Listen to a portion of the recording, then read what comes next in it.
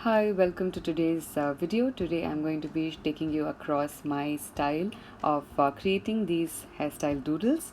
I'm using an A4 sheet paper and a Sharpie to create this.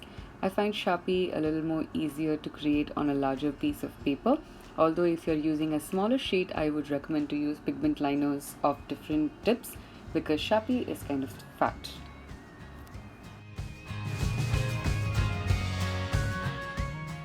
If you notice, I am not using a pencil, I am creating directly using my pen.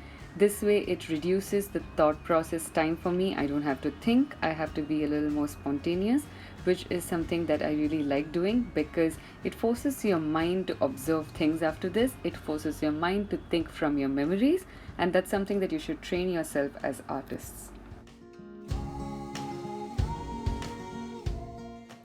There's never really a right or wrong in doodles. All you need to do is go with the flow, listen to some beautiful music in the background, and just create things. It can be filled, it can be empty, it can have patterns. Your hairstyle does not have to be something which is very realistic. You can fantasize different styles. You can think of things that you would want to do with your hair, and all of that is what helps to create your style. You need to find your style in that, observe things, observe people, and try to recreate that in your own way.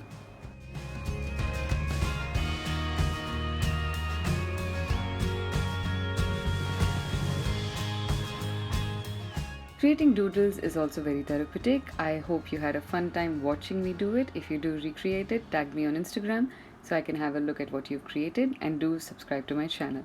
Thank you.